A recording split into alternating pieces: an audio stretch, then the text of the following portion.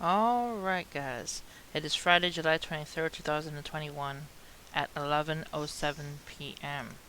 Alright, let's start with a daily verse. It says, start your children off on the way they should go, and even when they are old, they will not turn from it. Proverbs 22:6.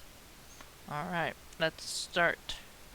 Outbreaks of untreatable, drug-resistant fungus spread in 2 cities. I first heard this from EE Arts, Evolutionary Energy Arts.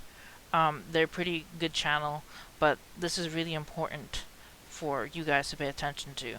Outbreaks of untreatable, drug-resistant fungus spread in 2 cities.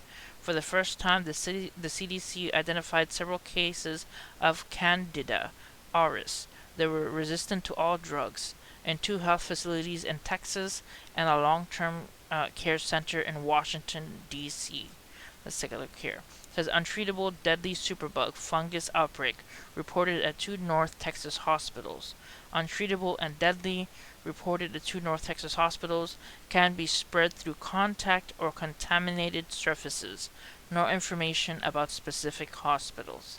It says an untreatable superbug fungus outbreak has been reported at 2 North Texas hospitals, the CDC reports, formerly known as Candida auris. The fungus is a form of yeast that can be deadly to hospitals and nursing home patients who have serious medical problems. It could be spread through patient contact per contaminated surfaces. This is really the first time we've started seeing clustering of resistance, in which patients seem to be getting the infections from each other, said the CDC's Dr. Megan Lyman. Health officials have sounded alarms for years about the superbug after seeing infections in which commonly used drugs had little effect. In 2019, doctors diagnosed 3 cases in New York that were also resistant to a class of drugs called echinocandins. They were considered a last line of defense. In those cases, there was no evidence the infection had spread to the patient.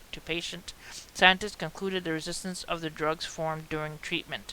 The new cases did spread, the CDC concluded. So it is very, very dangerous because it's resistant to drugs. This is in Washington, D.C., a cluster of 101 C. auris cases at a nursing home dedicated to very sick patients included 3 that were resistant to all 3 kinds of antifungal medications. A cluster of 22 in Dallas area hospitals included 2 at a level of resistance. The facilities weren't identified. Those cases were seen from January to April.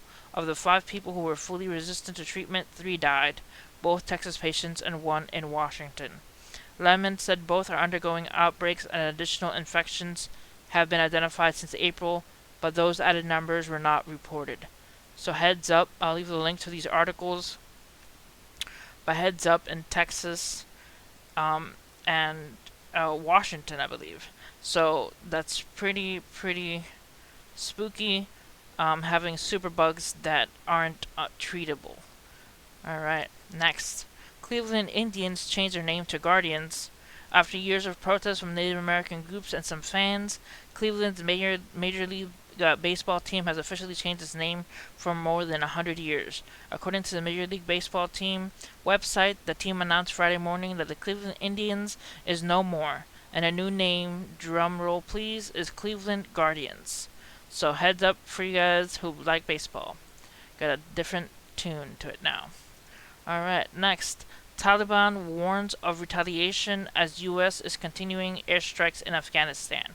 The U.S. launched several airstrikes in Afghanistan against the Taliban this week, the Pentagon said on Thursday. The airstrikes were carried out in support of the Afghan government, which have been losing significant ground to the Taliban since the U.S. started pulling troops out back in May. In the last several days, we have acted through airstrikes to support the Afghan National Defense and Security Forces, Pentagon spokesman John Kirby told reporters. He was asked about alleged airstrikes in Kandahar, but said, "I won't get into technical details to those strikes." So, heads up, people of Afghanistan, the Taliban is pretty much being attacked by U.S., so pretty spooky. In the term of, people being attacked, there's a lot of, who's evil and who isn't, but airstrikes, is killing of lives, and I never support that. Alright, next, Dubai makes artificial rain with drones that shock clouds. It says the United Arab Emirates uses drones that fly into clouds and deliver an electric shock to cajole them into producing precipitation amid dangerous heat waves regularly surpassing triple digits. So, according to the Daily Mail, UAE's National Center for Meteorology is flying drones equipped with electric charge emission instruments that deliver an electric charge to air molecules, which generally encourage precipitation. So, they're pretty much weather modification. They're creating their own rain. It says NCM has produced monsoon-like downpours across the country, with drones that deter sweltering 122-degree heat. Footage shows Dubai battered with torrential rain produced by cloud seeding technology. The country already uses cloud seeding technology, such as dropping salt and other chemicals into clouds to stimulate precipitation. So there it is, weather modification happening in real time for you guys. Alright. Next, vaccination rates tick upward in states with surging COVID cases. The country's overall vaccination rate has also increased since last week. It says, amid rising cases of COVID-19 across the country, states with the biggest increase are also reporting an uptick in vaccinations. In the past week, the 5 states with the highest case rates, Arkansas, Florida, Louisiana, Missouri, and Nevada, had a higher rate of people getting newly vaccinated compared to the national average. The White House COVID-19 response coordinator said during a White House briefing Thursday, people in the states are feeling the impact of being unvaccinated and responding with action. Alright.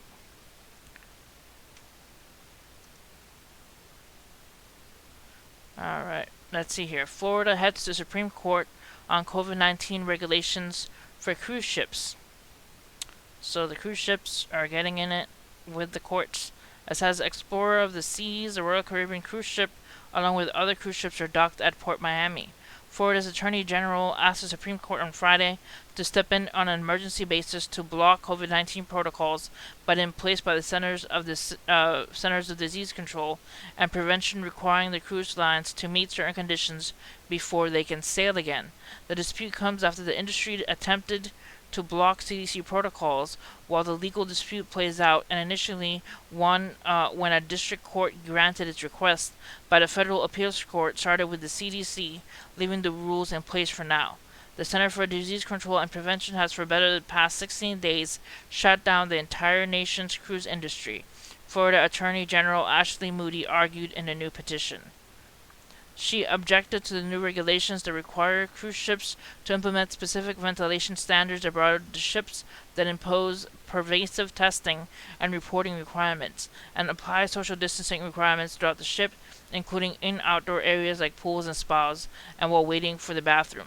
She said the CDC exceed its authority and would need clear and specific congressional authorization for the regulations. The imposition of the rules, Moody argued, continues to harm an industry at which 159,000 Floridians rely for work, and is devastating countless other businesses and industries that also rely on cruising. So that is what's happening with the cruise ships and the Supreme Court. I'll leave the link to the article so you guys can check it out as well. Alright, next. The Tokyo Olympics opening ceremony kicks off Summer Games like no other. The Tokyo Games finally got underway within a 4-hour extravaganza that was both celebratory and subdued in a stadium filled with empty seats. That is very true. Just finished watching it on NBC. It pretty much was no people or crowds in the stadium, but it was a pretty good group of countries coming in to play the Olympic Games.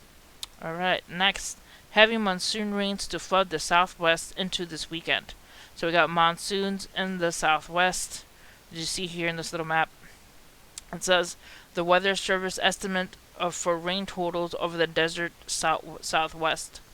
It says some of the nation's desert landscapes are set to be inundated into the weekend. Much of Arizona, New Mexico, and parts of the broader region are under flash flood watches, and heavy monsoon rains target the area. So heads up, Arizona and parts of New Mexico. We're getting flash floods with the monsoon season coming in. Alright. India monsoon, 110 dead after heavy rainfall in Maharashtra. It says at least 110 people have been killed in landslides and flooding triggered by heavy rains in the western Indian state of Maharashtra. The rain overwhelmed hundreds of villages, sweeping away houses and leaving residents stranded. Rescue crews have been racing to evacuate survivors, but many people are feared missing. The Indian military has been helping the efforts, which have been hampered by difficult conditions. It says the western state has recorded its heavy spell of July rain for decades. The many factors contribute to flooding, but experts say climate change caused by global warming makes extreme rainfall more likely. So please pray for the people of Maharashtra. Apologies for the pronunciations. Alright, guys. So that's it for this video. Hit like and subscribe for more news, and God bless you guys out there. Stay safe.